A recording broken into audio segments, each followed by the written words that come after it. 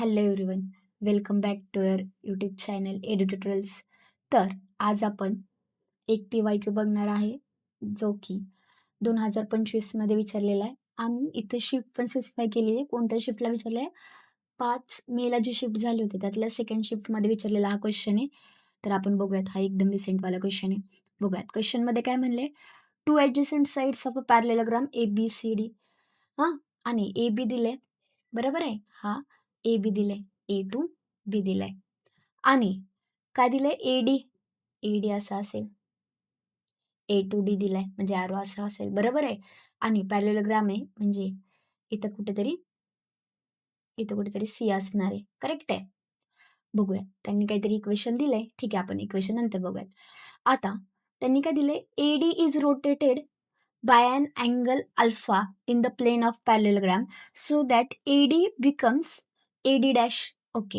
ए-डी आपण फिरवली. एकतर इकडे पण फिरू शकतो, इकडे पण फिरू शकतो. बघूयात आता कुठे फिरवले. That AD makes an right angle with AB. आत्ता सध्या ए-डीचा ह्याच्यासोबत अँगल किती आहे? काहीतरी थिटा आपण कन्सिडर करू. आता त्यांनी मूव्ह केलंय, तर हे किती होणार आहे? हा असा होईल ए-डी डॅश आणि आता हा जो काही अँगल झालाय, हा अँगल टोटल किती आहे रे? 90 डिग्रीचा आहे आणि ए-डी रोटेटेड थ्रू अल्फा आहे, म्हणजे हा एवढ्यानी शिफ्ट केलाय अल्फानी. बरोबर आहे ना? म्हणजे एक तर कंडिशन मिळाली आपल्याला, थिटा प्लस अल्फा काय दिलंय रे? 90 डिग्री दिलंय. बरोबर आहे ना? आता बघूयात.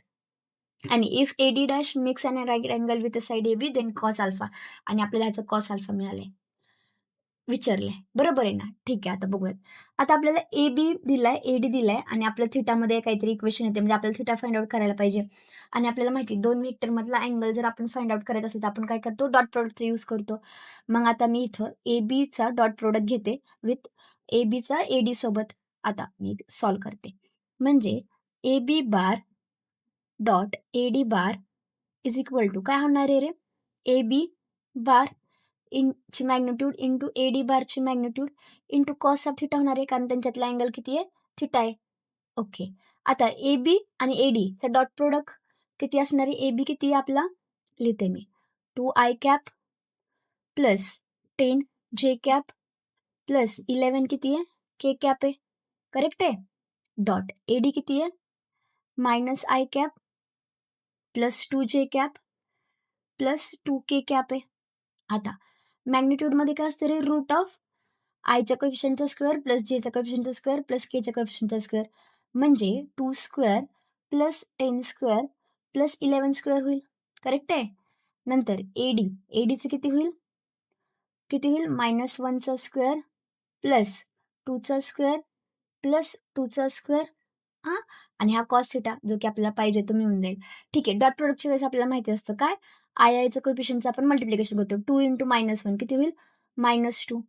10 इंटू 2 किती होईल? +20 आणि 11 इंटू 2 किती होईल? +22. ओके. ठीक आहे, आपण सॉल्व्ह करूयात. परत आता हे किती होईल रूटमध्ये? रूटमध्ये ह्याची व्हॅल्यू किती येईल? 2चा स्क्वेअर 4, 10चा स्क्वेअर वाटल्यास तर मी लिहिते 100 प्लस हे किती होईल? 121 बरोबर आहे. प्लस हे किती राहील? 1चा स्क्वेअर 1 प्लस 4 प्लस 4 आणि हा कॉस थिटा राहील. म्हणजे हे तर किती होईल? 9 आणि 9चं रूट किती येईल? 3 म्हणजे हे 3 राहील. हे किती होईल? 120, 121 आणि 100 किती होईल? 221 आणि 221 आणि 4 225. पण 225 कशाचं स्क्वेअर रूट असतं? 15चं म्हणजे इथे 15 लिहिते. बरोबर आहे? Is equal to cos theta होईल. आता हे -20 आणि हे किती होईल? 20 आणि 22 किती होईल? 42, 42 वजा 2 म्हणजे 40 होईल. करेक्ट आहे? आता आपण हे सॉल्व्ह करूयात. म्हणजे 40 divided by 3 into 15 is equal to किती राहणार आहे? Cos theta. आता आपण डिव्हाईड करूयात.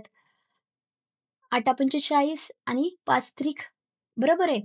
म्हणजे 8/9 राहील का कॉस थिटा? बरोबर आहे ना?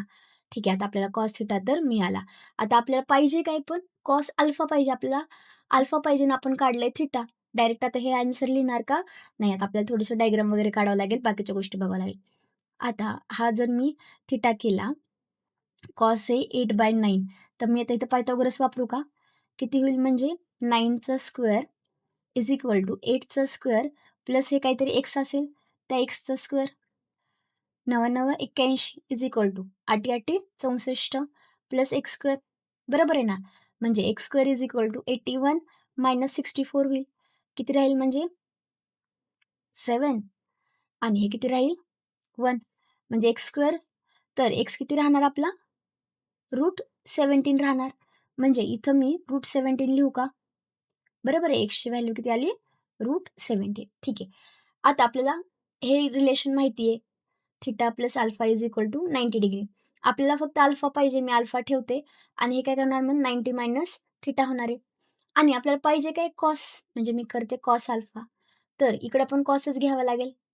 90 डिग्री मायनस थिटा. आता बाय अलाइड अँगल कॉसचं काय होईल? साइन थिटा होईल आणि फर्स्ट क्वाड्रंटमध्ये असल्यामुळं पॉझिटिव्हच. आता आपल्याला कॉस अल्फाच पाहिजे म्हणजे फक्त काय लिहायचं आपल्याला? साइन थिटा लिहायचं आहे आणि साइन थिटा किती असतं? Opposite upon हायपोटेन्यूस. म्हणजे किती होणार? √17 डिव्हायडेड बाय 9 हे काय येणार? कॉस अल्फा आणि आपल्याला विचारलंय काय? कॉस अल्फाच विचारलंय. म्हणजे आन्सर किती येईल? ऑप्शन नंबर सी काय झाला? Correct. I hope you understand this video. If you like this video, please like, share, and subscribe to our channel. Thank you.